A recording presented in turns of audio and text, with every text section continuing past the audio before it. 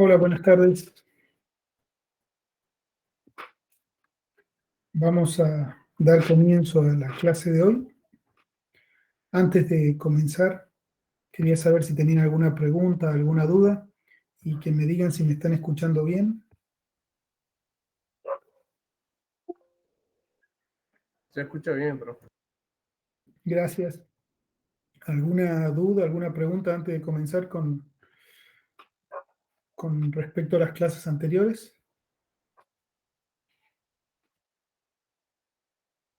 Por mi parte no, profe. Muy bien. Igual, cualquier duda que surja mientras estoy hablando, me avisa. Entonces voy a compartir pantalla. Les cuento lo que vamos a hacer hoy. Hoy vamos a terminar lo que es el capítulo 2 de, a ver si lo ven ahí, de este libro, el PDF que me dijeron que subiera, ¿se acuerdan? En la clase pasada que ya está subido. Y después vamos a repasar un par de ejercicios del capítulo 8 de este libro, que también están subidos, todo el capítulo 8 está subido en el LEB. La idea del repaso de hoy es bien aplicado. O sea, las primeras clases fueron muy teóricas, hoy vamos a aplicar, ya hemos venido haciendo eso, a resolver problemas. En el video, los videos de que se llama clase 3 del 2001, tienen explicados varios problemas también, así que pueden usarlo para complementar lo que está en el libro, o lo que está en los libros. Igual como ya quedamos, los jueves a las 2 habría consulta, ustedes me avisan si alguien tiene una consulta y nos conectamos, desde el jueves que viene, por supuesto. Si ustedes no me avisan, yo no me voy a conectar por las dudas. O sea, avísenme y yo me conecto. Entonces me envían un mail, todos tienen mi mail. Así que me avisan y nos conectamos por alguna duda. También se los dije la clase pasada, el tema no es simple en el sentido que no hay una regla, no hay un manual de procedimientos, sino que hay que pensar. Y siempre el pensar necesita un mayor nivel de profundidad en los conocimientos. Entonces, tienen todo el material en el LEB, tienen todos los videos, tienen mi predisposición para contestar las dudas que surjan, y tienen los libros, aquellos que quieran. Así que tienen todo el material para hacerlo. Pero si ustedes no lo hacen, no puedo hacer mucho más que eso. Así que mi consejo es que traten de hacerlo con tiempo. Sé que están ocupados con otras materias, pero traten de hacerlo con tiempo. Bueno, entonces si no hay pregunta, voy a grabar la clase para también subirla, si nadie se opone.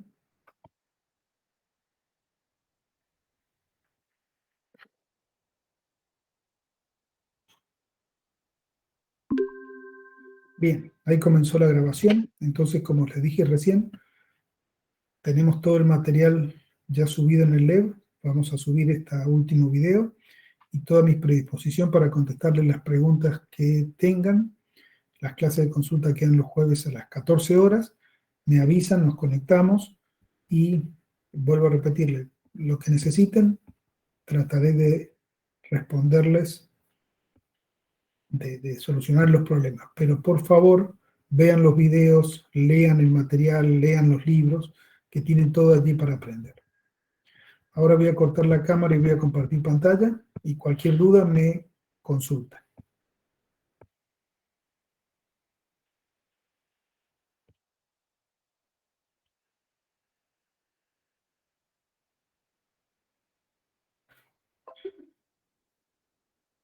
¿Están viendo la pantalla? ¿Mi pantalla? Sí, profe. Bien. ¿Se acuerdan que habíamos llegado hasta este punto la clase pasada? Y lo que vamos a hacer ahora es analizar alguna serie de casos no muy simples, y algo muy importante, tanto en el flujo en estacionario como en el flujo bidimensional isoentrópico, que van a comenzar a ver a partir del viernes con el profesor Cid, es lo que llamamos el plano odógrafo. En el caso del flujo unidimensional, el plano odógrafo era el plano que tenía a la velocidad del sonido en el eje vertical, en el eje de ordenadas y a la velocidad en el eje de abscisas o en el eje horizontal.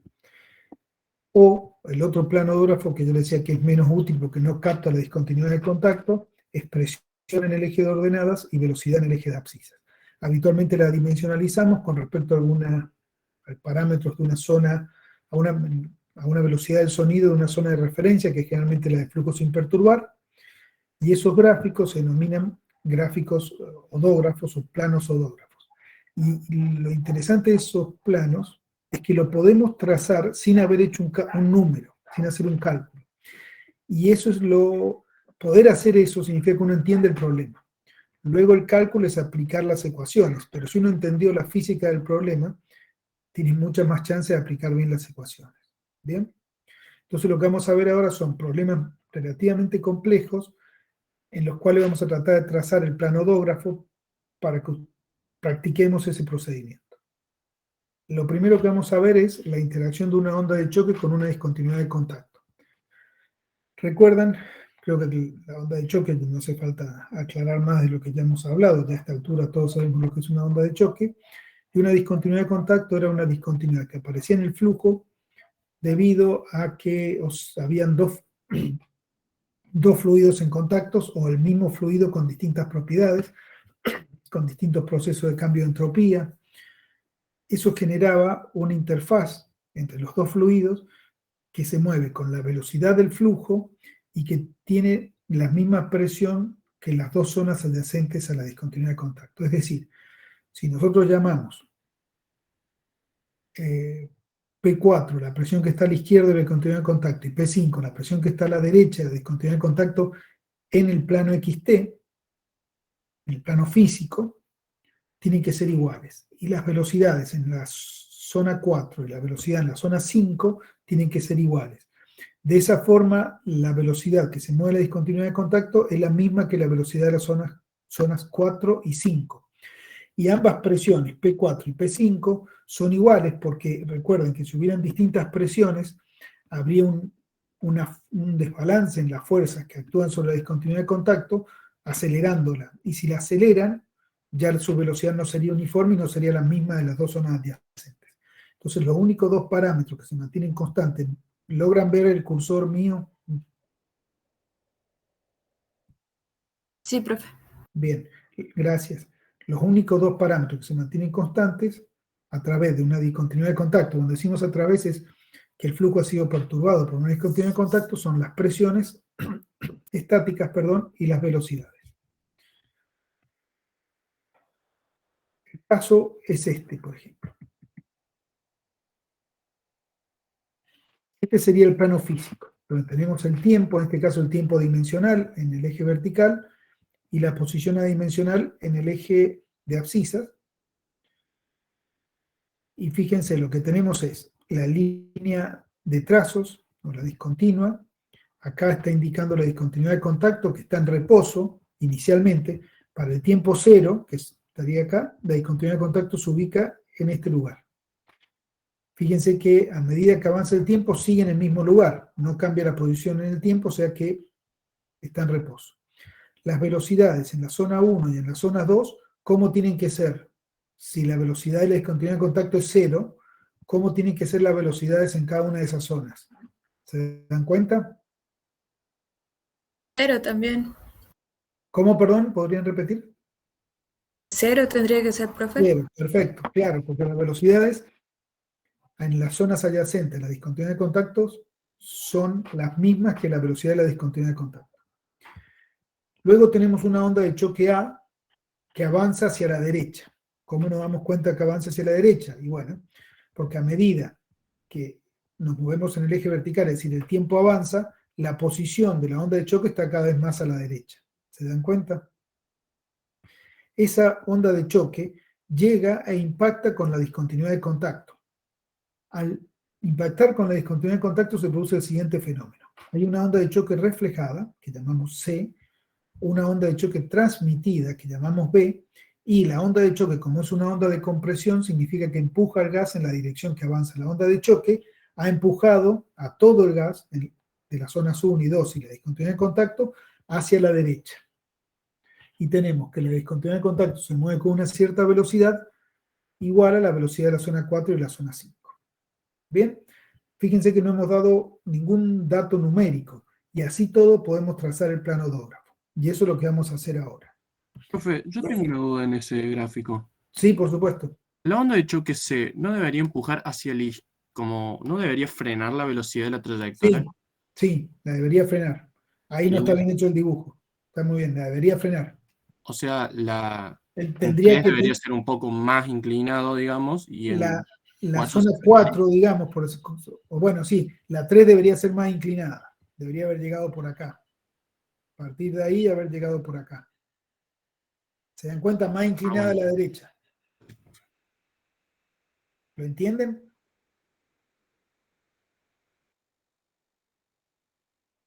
No sé quién preguntó. ¿Te das cuenta? Sí, profe, yo eso es lo que había pensado, que estaba mal el dibujo, pero no. Sí, está mal el dibujo. Perfecto. Sí, está mal el Gracias, dibujo. profe. Gracias. Bueno, volviendo a lo que les comentaba, vamos a trazar el plano odógrafo sin todo en el mismo. Voy a disminuir un poquito más, disculpen. ¿Alcanzan a ver ahí el plano físico y el plano odógrafo? ¿Lo Sí se alcanzan a ven. ver? ¿Sí? Bien. Entonces veamos lo que está sucediendo. Vamos a comenzar primero desde la zona 1 hasta la zona 4 y luego vamos a ir desde la zona 2 hasta la zona 5. En la zona 1, el gas está en reposo y tiene una cierta velocidad del sonido, que a priori no la sabemos y podemos suponer que está acá. Bien, en el eje U igual a 0 a un cierto valor de velocidad del sonido. Como la onda es una onda de choque que viaja hacia la derecha, la polar de choque es hacia la derecha. Entonces la zona 3 va a estar a una cierta distancia. Todo esto es cualitativo, ¿no? No tenemos exactitud en los números, pero sí entendemos el fenómeno. Esa es la idea. La zona 3 estaría representada por este punto en el plano odógrafo. Ahora bien, de la zona 3 a la zona 4 va una onda de choque hacia la izquierda. Como va una onda de choque hacia la izquierda, el gas en 4 tiene que disminuir la velocidad con respecto a 3 y nos movemos desde 3 hacia la izquierda por una polar de choque hasta 4, que genéricamente la ponemos allí, que es lo que preguntaban recién, la velocidad en 4 es menor que en 3. ¿Bien? Ahora, de 2 a 5 nos movemos por el gas es perturbado por una onda de choque B que viaja hacia la derecha. Por lo tanto, nos movemos desde el punto 2, que el punto 2 tiene que tener distinta velocidad del sonido que el punto 1, o la zona 2 distinta que la zona 1, porque tienen distinta temperatura. Pues recuerden que la temperatura no es igual a través de la discontinuidad de contacto. Suponemos que en 2 es mayor. Podríamos haber supuesto lo contrario, pero suponemos que en 2 es mayor. En realidad, para que se dé este diagrama, tiene que ser mayor en 2, pero no quiero entrar en esos detalles porque son fenómenos complejos. Aceptemos que el diagrama físico es correcto. Entonces, en 2, desde 2 nos movemos una polar de choque hacia la derecha. ¿Hasta dónde? Bueno, sabemos que en 5 la velocidad tiene que ser igual que 4, por lo tanto tiene que caer en la misma vertical. ¿Están de acuerdo? Por lo tanto, 5 está allí. Fíjense que conociendo el plano físico hemos trazado el plano odógrafo sin tener números. Luego cuando calculemos los números uno puede decir, no, mira, 4 tiene que ser más a la izquierda, o de hecho hasta en un caso muy extremo podría ser que la velocidad sea total negativa y no positiva, entonces cruzaría el eje. Pero conceptualmente, perdón, hemos trazado el plano odógrafo AU. Ahora hagamos el plano PU. El punto 1, en la zona 1, perdón. Profe, perdón, Sí, por una supuesto. consulta. Ahí el 4' y 5' en el plano AU también dependen de la temperatura o como que ya quedan desde los estados 1' y 2'. Claro, a ver, 4 y 5 van a tener distintas temperaturas. Van a tener distintas temperaturas. Por la discontinuidad. Por la discontinuidad de contacto. No la sabemos cuál va a ser esa diferencia, pues no tenemos números. Pero esto nos indica conceptualmente qué está sucediendo. ¿Se dan cuenta? Después calculamos 4, y quizá 4 nos da que es un poco más arriba de lo que hemos graficado. En este gráfico no hemos puesto ningún valor tampoco. Es solamente este gráfico, el gráfico odógrafo, como lo estamos haciendo, lo que muestra es que estamos entendiendo el fenómeno. ¿Se dan cuenta? Identificamos qué tipo de ondas son, identificamos qué herramientas, o sea, qué cumplen la polar de choque, una característica, es una discontinuidad de contacto, y podemos trazar el plano. Está claro que la discontinuidad de contacto, tanto sea la que separa 1 y 2 como la que separa 4 y 5, tiene que verificar que U4 es igual a U5 y que P4 es igual a P5 y que P1 es igual a P sub 2 y que U1 es igual a U sub 2. ¿Está bien? Eso se tiene que verificar para toda discontinuidad de contacto. Y es lo que hemos hecho acá. Fíjense, acá hay un salto en las velocidades del sonido porque hay diferentes temperaturas en 1 y 2, y hay un salto en 4 y 5 porque hay diferentes temperaturas en 4 y 5. ¿Se entendió?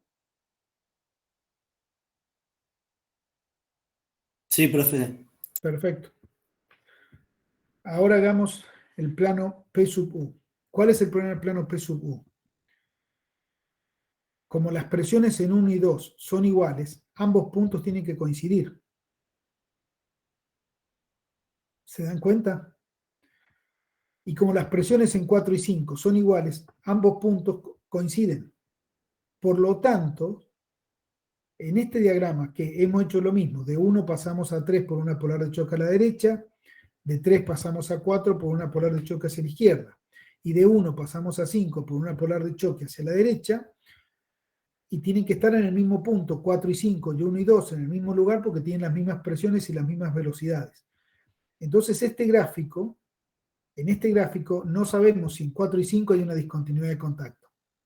Lo que nos está diciendo este gráfico es que es lo mismo. No, podríamos haberle puesto el mismo número a 4 y 5, llamarla todo zona 4 y se acabó. Y a la zona 1 y 2 tampoco nos capta la discontinuidad de contacto que la separa, no nos da esa información. Por eso el plano AU es más completo, porque permite dar esa información. Ahora, otro detalle que ya es bastante más sutil. Fíjense que partiendo de 1 y 2, tenemos dos polares distintas, una que se mueve hacia 3 y otra que se mueve hacia 5. Y usted me va a decir, ¿por qué? Si vimos la polar generalizada que tenía que valer para todas las ondas de choques. Pero la polar generalizada está adimensionalizada. Acá hemos puesto P y U. Entonces, mientras más intensa sea la onda de choque, o onda de choque con distintas intensidades, se van a desplazar por distintas polares cuando el gráfico no está adimensionalizado. ¿Se entiende? Cuando está dimensionalizado, que tenemos la polar de choque generalizadas, es una sola y se mueven siempre por la misma. ¿Se entiende? Por eso muchas veces no adimensionalizar no es tan conveniente porque perdemos cierta información. Pero bueno, ese es un detalle muy sutil, pero espero que se haya entendido. ¿Alguna pregunta con esto?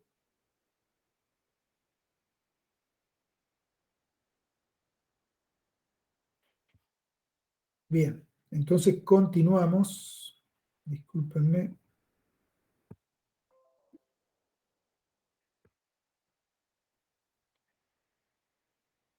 Y vamos a ver otro ejemplo.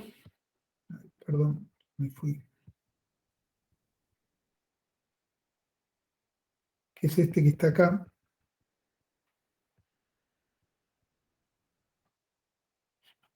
¿Alcanzan a verlo bien?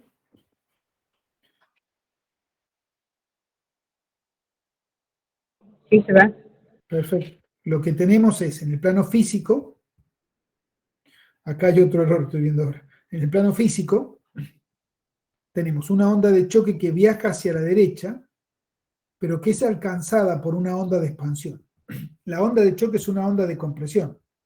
Le está diciendo al gas que se mueva en la dirección que se mueve la onda de choque. La onda de expansión es lo contrario, es una onda que le dice al gas que se mueva en sentido contrario hacia donde avanza la onda. Por lo tanto, la onda de expansión, al ir alcanzando la onda de choque, la va debilitando. ¿Y cómo vemos que es más débil? Bueno, porque la onda de choque que está en la zona 2 tiene mayor pendiente que la que está en la zona 3 y mayor que la de 4 y así consecutivamente. Es decir, mientras más lento se mueva la onda de choque con respecto al gas que está delante de ella, menor es su intensidad. Ya lo sabíamos eso de onda de choque estacionarias. Mientras mayor es el match en la zona de adelante, en la onda de choque, en una onda estacionaria, mayor es su intensidad. Por lo tanto, acá la onda de expansión, al alcanzar la onda de choque, la debilita. Este que está a la derecha es el efecto contrario, el fenómeno contrario. Tenemos la onda de choque que viaja hacia la derecha, pero una onda isoentrópica de compresión la alcanza. Y lo que está haciendo es reforzando la onda de choque y cada vez acelerándola más. ¿Se entiende? ¿Lo ven? Sí, profe. Bien.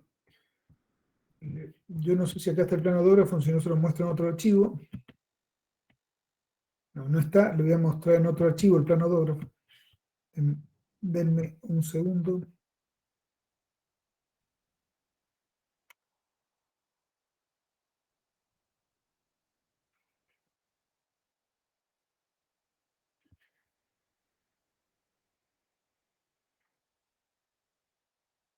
Voy a compartirles otro archivo.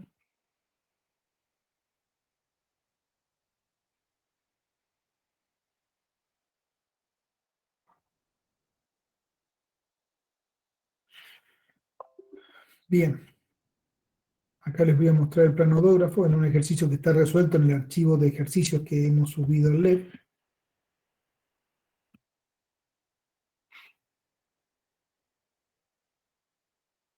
Es este. Este es el planodógrafo, el plano físico, perdón, del fenómeno que estamos hablando recién. En este caso es un pistón que se acelera y luego se detiene. Al acelerarse emite un choque, al detenerse emite una onda de expansión.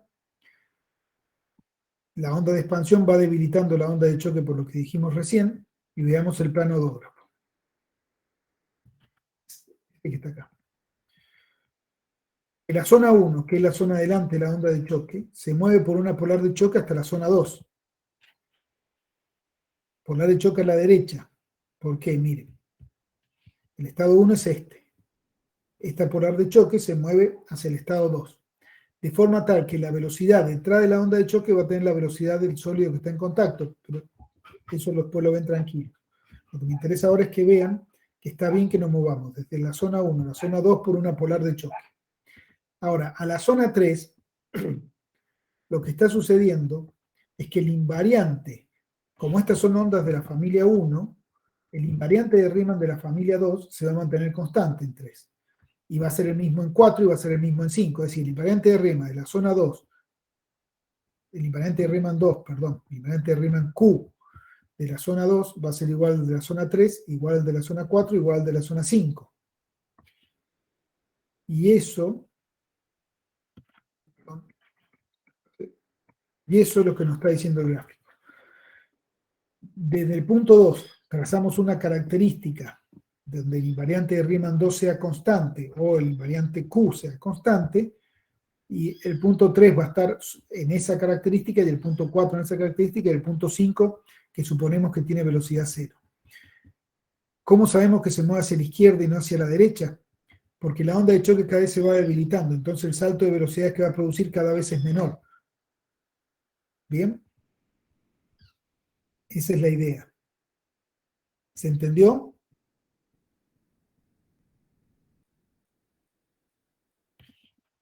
¿Lo entendieron, por favor? Profe, eso último que dijo Sí, de la velocidad. la por velocidad parte. va a ir disminuyendo por lo siguiente. Miren.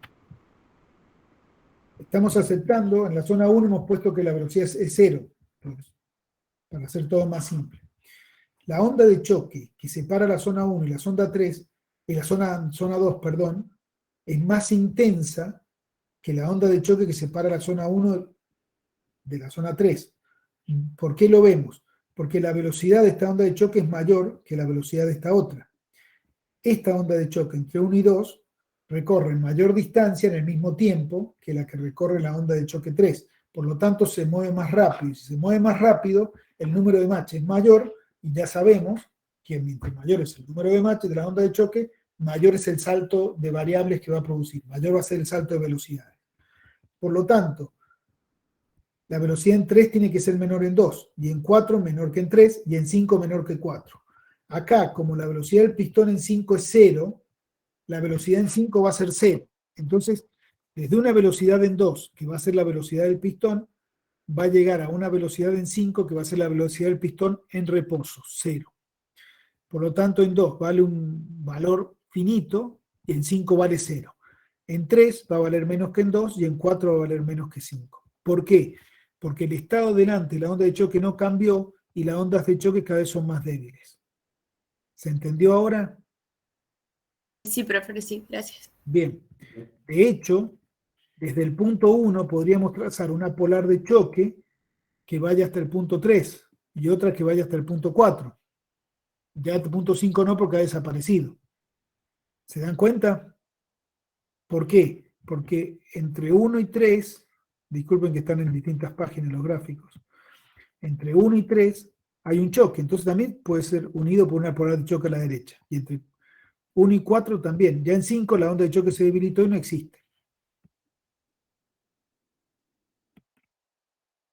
En realidad ahí entre 1 y 5 lo que va a aparecer, que no está graficado ahí, es alguna discontinuidad porque eh, hay diferentes temperaturas y velocidad del sonido. Profesor, una consulta, ¿cómo sería el gráfico U y P? U contra P en vez de U contra A. Bien, sería en este caso muy similar, solamente, si lo que pasa es que acá no le ha habido ninguna información, acá no estamos dando ninguna información, pero acá en realidad va a aparecer una discontinuidad de contacto. Si aparece esa discontinuidad de contacto, la pendiente, la curva característica es tal que el punto 5 y el punto 1 coinciden en el diagrama PU. ¿Se dan cuenta? No, profe, yo no lo veo. Si entre 5 hay una discontinuidad de contacto, en realidad no está dibujada en el plano físico, por eso no lo ven. Si entre 5 y 1 hay una discontinuidad de contacto, ¿cómo es la presión en 5 y cómo es la presión en 1? Igual. Iguales. Por lo tanto, si acá tenemos P, 5 y 1 tienen que coincidir. Entonces, en el plano PU, la característica que pasa por el punto 2 tendría un punto 3 por acá, un punto 4 por acá, pero el punto 5 coincidiría con el punto 1.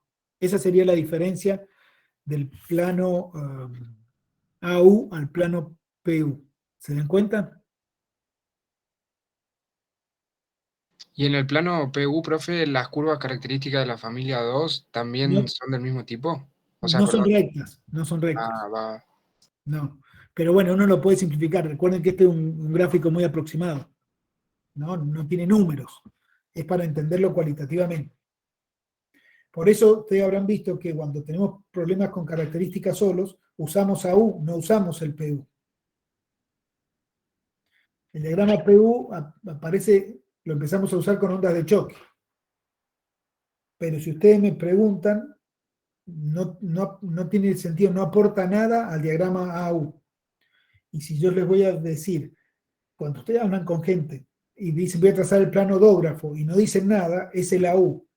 El plano PU es como, bueno, lo, lo enseñamos porque lo van a ver por ahí, pero si le piden el plano odógrafo tiene que ser el AU. ¿Se dan cuenta?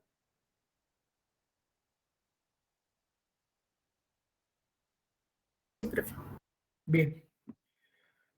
Entonces, déjenme volver al otro PDF. Voy a dejar de compartir este.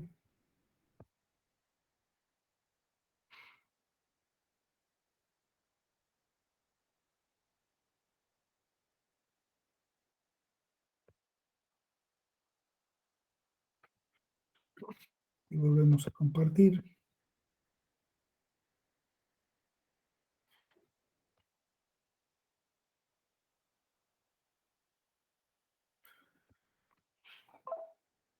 ¿Están viendo mi pantalla?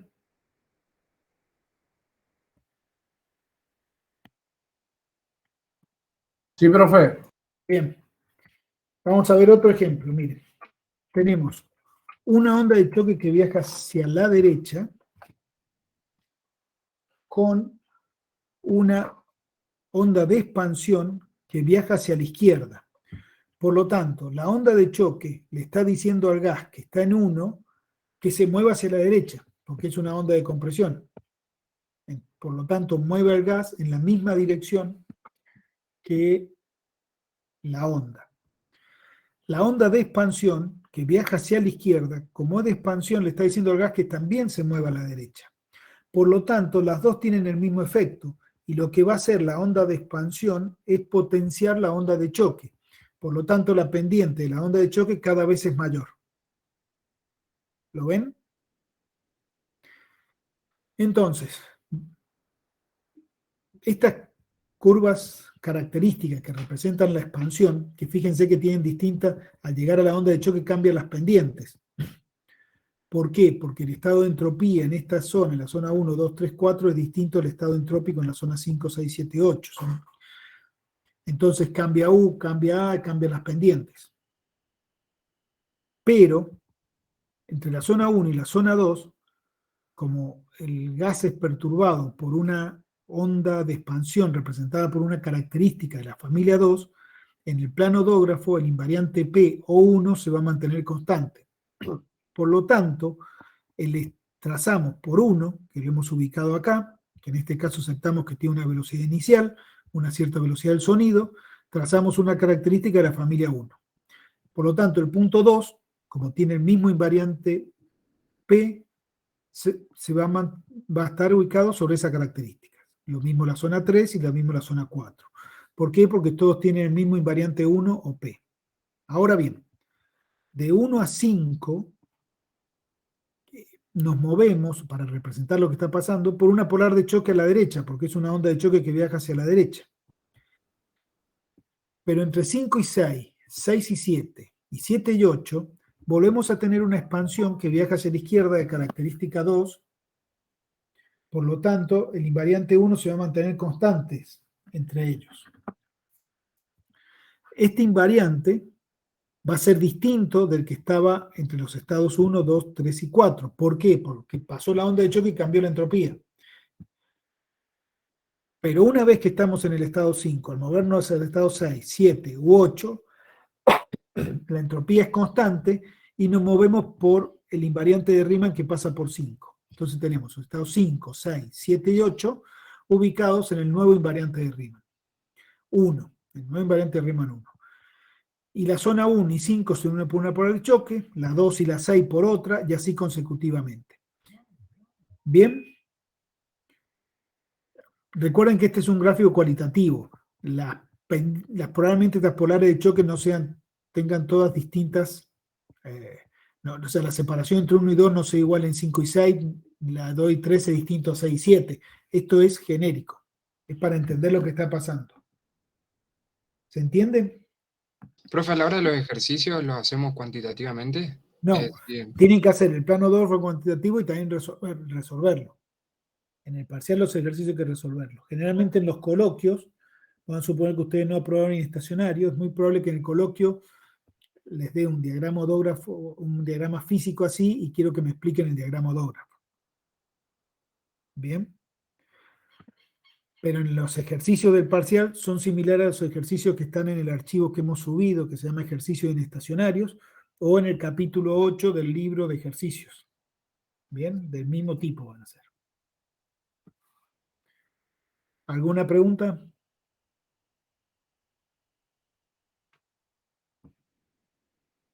Bien. Acá les muestra este diagrama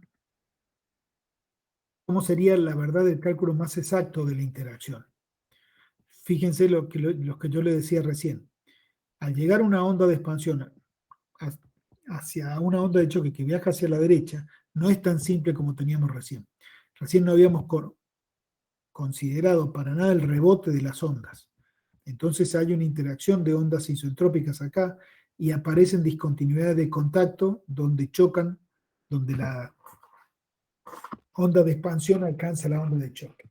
Pero esto se lo mostramos solamente para que sepan que existe, pero no vamos a analizar este fenómeno. Que perfectamente lo podríamos hacer porque tenemos todas las herramientas. Sabemos analizar cuando una onda isentrópica llega y se refleja, y sabemos usar discontinuidad de contacto, y sabemos usar ondas de choque, o sea que lo podríamos hacer. Pero en general, o mejor dicho, siempre. Profe, una consulta. Esa onda sería una onda de expansión que viaja hacia la derecha, ¿no? Sí, Al esta onda que está acá es de expansión, que viaja hacia la derecha. Bien, siempre recuerden que lo que estamos haciendo son modelos, y en los modelos introducimos interpretaciones. Pero, para que se den una idea, imaginen que están calculando la descarga de un caño de escape de un motor 2 tiempos, por ejemplo.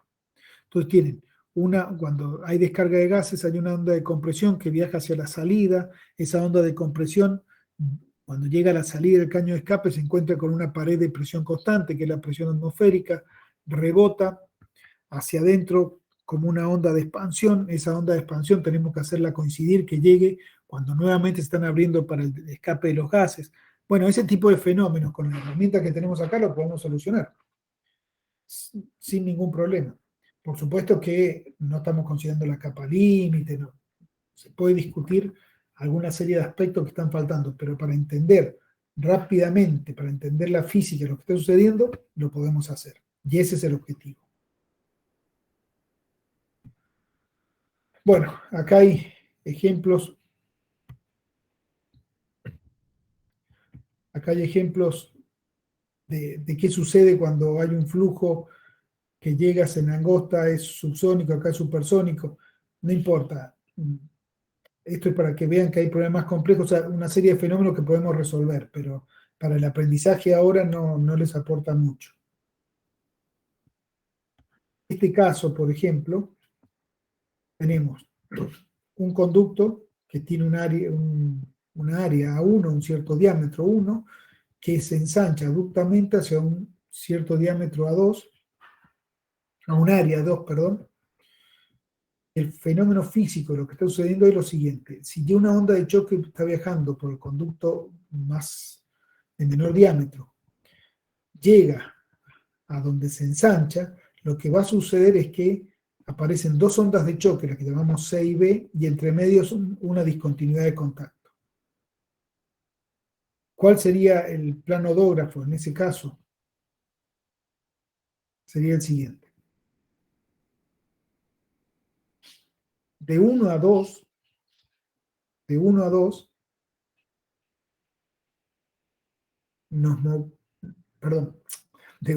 3, nos movemos por una onda de choque que viaja hacia la derecha, por lo tanto una polar de choque. Llegamos a 3. Estamos aceptando que en 1 y en 2 la velocidad del sonido es la misma, no hay una discontinuidad de los parámetros del gas, sino solamente que se ensancha el tubo, ¿no? Por lo tanto, el punto 1 y el punto 2 tienen la misma velocidad del sonido, coinciden. El punto 4 la vamos a obtener por movernos por la onda C hacia el punto 4, hacia la zona 4. Entonces tenemos el punto 3 por movernos por la onda A, el punto 4 por movernos por la onda C, que como verán es más intensa, por lo tanto el punto 4 va a estar más arriba. Bien, en realidad acá nos estamos moviendo por la misma polar. Y usted va a decir, pero recién eran distintas polares. Pero el problema de recién, vuelvo a decir, es sutil, no quiero que... por ahí no lo van a captar ahora, ni quizás tampoco el objetivo. A ver que le busque el plano. El estado 1 y el estado 2, que están enfrentando acá, tenían distinta velocidad del sonido. Aquí el estado 1 y el estado 2 tienen la misma velocidad del sonido. Entonces las dos parten de la misma polar, del mismo lado. En el plano AU. ¿Se dan cuenta? ¿Qué sucede? Que la onda 4 es más, la onda C es más intensa que la onda A, por lo tanto viaja hasta más arriba. Entre 4 y 5, ¿qué tenemos? Una discontinuidad de contacto. Por lo tanto, la velocidad en 5 tiene que estar en la vertical que pasa por 4. Puede estar más arriba, más abajo, en principio no lo sabemos. Por ahora suponemos que está más abajo. entre 3 y 6, lo que tenemos es que el flujo es estacionario. ¿Por qué? Porque ya no hay nada que cambie en el tiempo, ¿se dan cuenta? Entonces, van a estar unidos por la elipse estacionaria. La elipse estacionaria, no tengo acá el libro, está dada en el capítulo 1 del primer tomo. Pero créanme, es una elipse que se relaciona A y U. Pero profesor, ¿le puedo hacer una consulta? Sí, Si entre 3 y 6 lo único que hay es un cambio de área, ¿por qué van a tener una velocidad de sonido distinta, digamos? porque entre 1 y 3 pasó un proceso totalmente distinto que entre 2 y 6. Entonces hay distinta entropía, distinta temperatura, distinto todo. Pero ¿Bien? yo físicamente entonces no puedo pasar de 3 a 6, digamos, y que no haya nada y decir, bueno, No, debería ser en realidad lo que hay es lo siguiente, que entre 3 y 6 hay flujo estacionario. Entonces tenemos que ir a cuando estábamos analizando, ¿se acuerdan cuando analizamos flujo con cambio de área? Estacionario. ¿Se acuerdan? Sí, profe. Bien, tenemos que usar esas herramientas.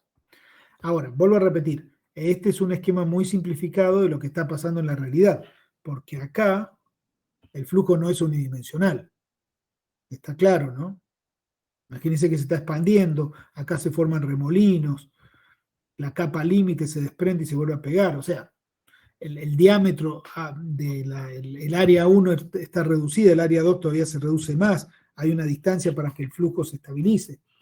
Este es un modelo simplificado, que solamente está en el libro, cuando uno escribe un libro, uno escribe para enseñar, pero también para mostrar la potencialidad de lo que está escrito allí.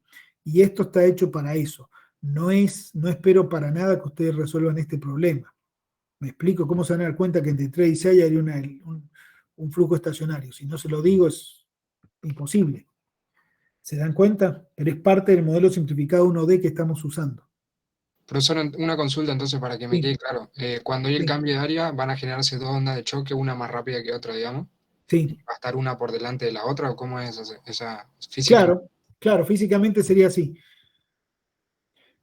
Cortá acá para un tiempo, ¿no? Para un tiempo por acá. Trazar una recta horizontal. Donde corta la primera onda de choque, tirar una línea vertical, esa va a ser la posición. Y donde corta la segunda onda de choque, en este caso la C, va a ser la posición de la onda más rápida. Es decir, la onda C va a ir viajando adelante de la discontinuidad de contacto y adelante de la onda B. ¿Lo entienden? Y a medida que avanza el tiempo, esa distancia se va haciendo cada vez más grande. Porque la velocidad de C es mayor que la velocidad de la discontinuidad de contacto y mayor que la onda B. ¿Se entiende? Eso sí lo Y podemos ver. cuando el cambio de área es, o sea, es al revés, o sea, en vez de agrandarse se achica. Bueno, ahí tenés, depende si es supersónico o subsónico. Tenés esto de acá. En Pero este caso, también genera dos ondas de choque, digamos. O sea, el cambio de área para tenerlo como una regla memotécnica siempre genera dos ondas de choque. bueno, fíjate que acá el problema es distinto. Acá tenés la onda de choque incidente. Genera dos, pero en este caso solamente viaja una, la otra rebota, que es generalmente lo más lógico. ¿Por qué? Porque el gas que está acá tiene que recibir la información que se estrangula el conducto o que se ensancha. ¿Se dan cuenta? A ver, esperen. ¿Ahí están viendo el diagrama? Ahora estos diagramas, ¿de dónde? Usted me va a decir, ¿de dónde salen? Porque a priori, ¿cómo nos damos cuenta? Sale de la experiencia. O sea, hay gente que ha hecho los ensayos y ha visto las ondas que se producen. Entonces, a partir de ahí han desarrollado los esquemas. Si no, a priori, no tenemos cómo darnos cuenta. ¿Por qué Pero, no profe, si tenemos? yo tengo un flujo subsónico, ¿por qué tendría una onda de choque antes del cambio de área, digamos? No. A ver, flujo subsónico acá, detrás.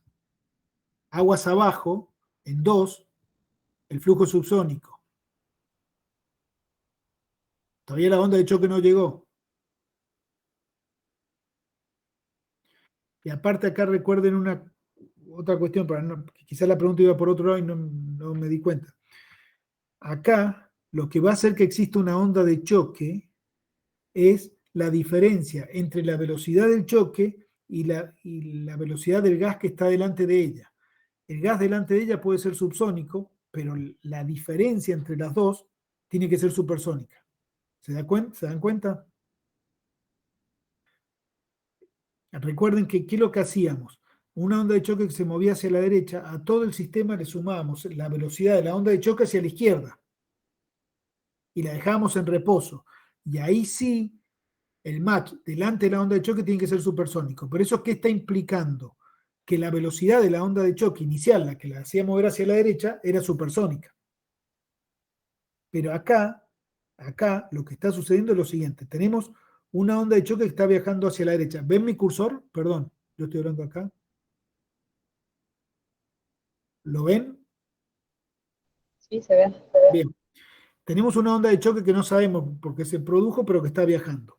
Eso significa que el número de match de la onda A con respecto a la zona 1 es supersónico. Es decir, la velocidad de la onda A menos la velocidad del gas en la zona 1 dividido la velocidad del sonido en la zona 1 dice que ese match es supersónico. ¿Se entendió? ¿Se entiende? Al llegar al cambio de área, esa onda va a seguir como una onda de choque, pero también va a rebotarse como una onda de choque. ¿Y qué significa que sigue como una onda de choque? Significa que la velocidad de la onda C con respecto a nosotros, ¿no? Observadores externos, menos la velocidad del estado U dividido la velocidad del sonido en estado U, da un match supersónico. Eso es lo que tenemos que ver. Y No, siempre se va a acelerar la onda de choque esa, ¿no, profe? Porque el cambio de área es menor. sí, El área al ser menor, acá se va a acelerar. Acá se va a acelerar, sí. Pero vuelvo a repetir, esto sale de la experiencia. Por supuesto que uno puede sacar ciertas conclusiones, etc. Pero sale de la experiencia, porque tenemos otro problema de la experiencia, o sea, gente que ensayó. Porque recuerden que en flujo supersónico, nuestra intuición nos puede engañar. ¿Y por qué nos puede engañar la intuición? Porque no convivimos con flujos supersónicos. ¿Se acuerdan el caso de la Tobera Laval? Si ustedes van y le explican a cualquiera que sabe algo de fluidos, o a alguien que tiene experiencia en un laboratorio, en un taller, trabajando con fluidos, y le dicen que a medida que aumenta el área, aumenta la velocidad, le van a decir que están equivocados. Y todos nosotros, nuestra intuición nos está diciendo eso. Pero en flujo supersónico, eso sucede. Aumenta el área y aumenta la velocidad. Y ustedes van a decir, pero es intuitivo. Pero bueno, es que no tenemos. ¿Quién de ustedes está conviviendo con flujos supersónicos? Está bien que viajen rápido, pero es imposible. Nadie tiene la experiencia diaria de lo que significa estar con flujos supersónicos. Entonces estamos sacando conclusiones de flujos subsónicos. Acá, vuelvo a repetir, estos diagramas salen de gente que experimentó y generó estos modelos, que representan racionalmente bien lo que está sucediendo en un fenómeno bastante complejo. Porque piensen lo siguiente. Acá en el primer conducto, en cualquiera de los dos, en la zona 1 hay una capa límite. Hay un flujo que va a venir y va a haber una zona de estancamiento en estos lados. Al haber zona de estancamiento, el flujo ya pierde, aparte se desvía, pierde de ser unidimensional. Entonces, las herramientas que estamos teniendo pueden ser las que no son completamente adecuadas para representarlo. Pero dentro de la herramienta que estamos teniendo, estos diagramas los representan razonablemente bien. No sé si soy claro.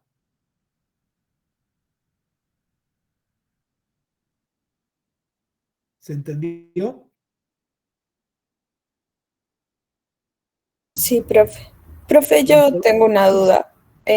En el anterior plano que estábamos viendo, En este de abajo, sí, sí. sabemos que en el punto 6 tiene que estar más abajo que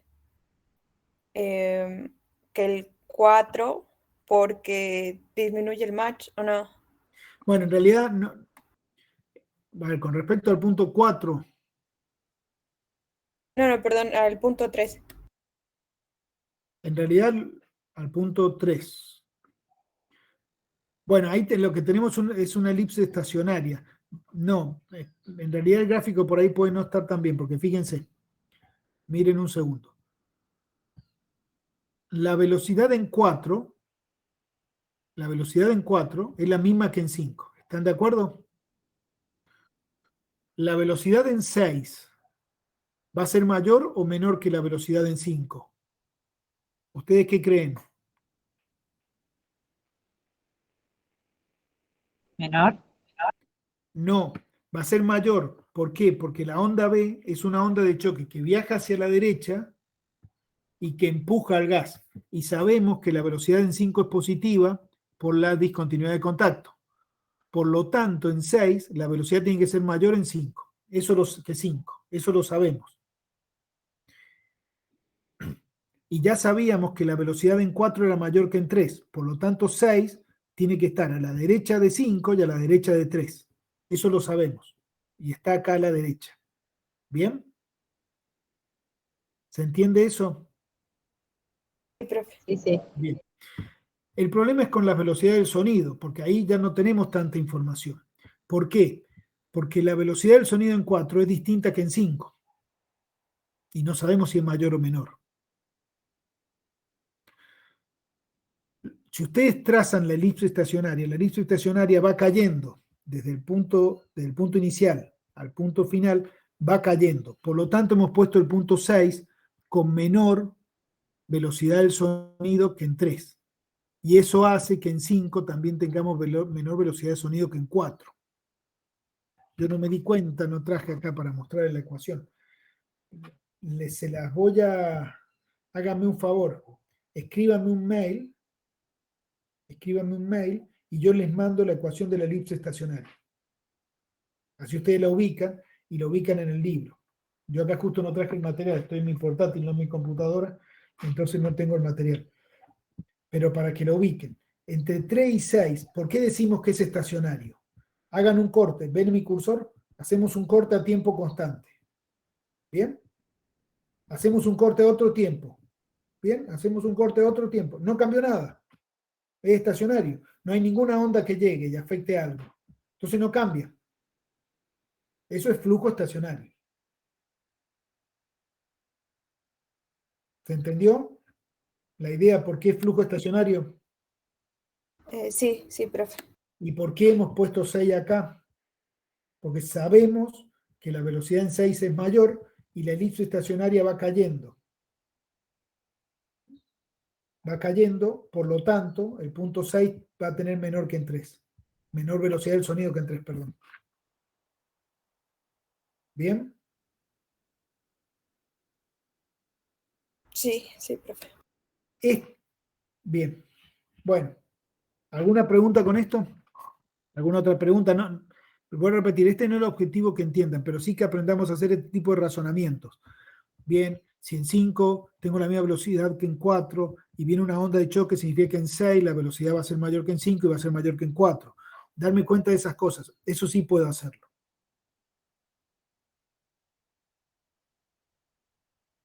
¿Alguna pregunta?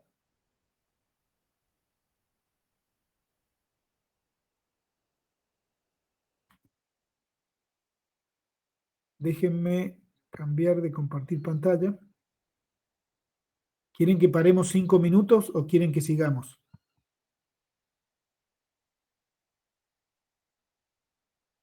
Paremos 5 minutos, profe. Paramos 5 minutos. En 5 minutos seguimos, vamos a tratar de resolver 2 ejercicios, ya sí dentro del nivel de lo que podemos hacer con los conocimientos del curso. ¿Bien? Gracias.